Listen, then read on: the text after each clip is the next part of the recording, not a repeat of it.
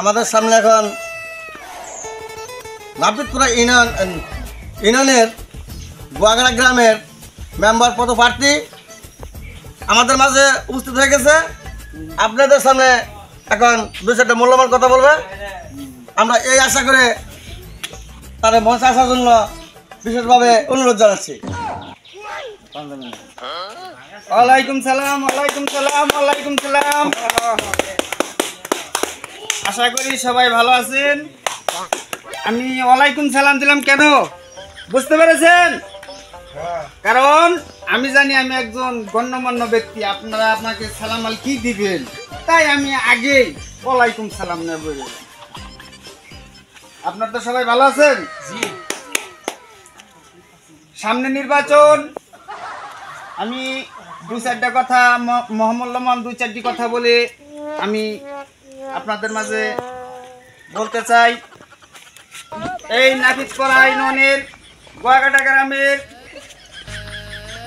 ইতিপূর্বে অনেক মেম্বার দিয়েছেন, তারা যে কাজ করেছেন আপনারা দেখেছেন। এখন চলাফেরা রাস্তাঘাটে অনেক সমস্যা, বড় বড় রাস্তা করে দিয়েছে, আমরা এখন হাঁটতে পারি না, পিছনে কোনে গাড়ি যায় পিক করে বাসি মারে। এই গতকাল আমার এক দাদা রাস্তা দিয়ে মাঝখান ঝামেলা করছে, পিছনে কোনে যায় গাড়ি ধাক্কা মেরে ফেলে দিচ্ছে। আমার দাদা অনেক দুঃখ পেয়েছে। তাই আমি বলতে চাই, আমাকে যদি ভোট দিয়ে বাস করান, একটা রাস্তাঘাট আমি রাখবো না, সব রাস্তাঘাট কেটে পথ বানিয়ে দিব, আপনারা গাড়ির পথে আর চলবেন না। তাই আমি বলতে চাই, আপনাদের মাঝে আপনারা দেখেছেন বড় বড় নেতা কর্মী যারা বড় বড় পুষ্কুনি করেছে, তারপরে বড় বড় স্কুল করেছে, বড় বড় কলেজ করেছে। আমি যদি বাস করতে পারি, এর একটাও আমি রাখবো না। আপনারা কি বলেন? হ্যাঁ, ঠিক আছে। আমি এই গরিব মানুষের মুখের দিকে তাকিয়ে আমি আমার কান্না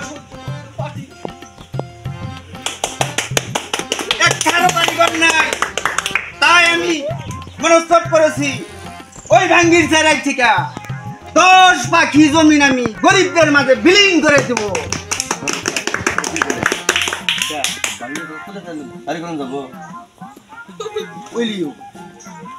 তাই আমি মনস্থ করেছি আরো যে এই গোয়াগাড়া গ্রামে যে কয়টা স্কুল কলেজ মাদ্রাসা আছে সব আমি গরিবদের মাঝে বিলীন করে দিব বাড়িঘর করে থাকার জন্য। তাই আমি আপনাদের মাঝে বলে যাচ্ছি, আপনারা আমাকে দয়া করে মহামূল্যবান ভোটখানা দিয়ে জয়যুক্ত করবেন।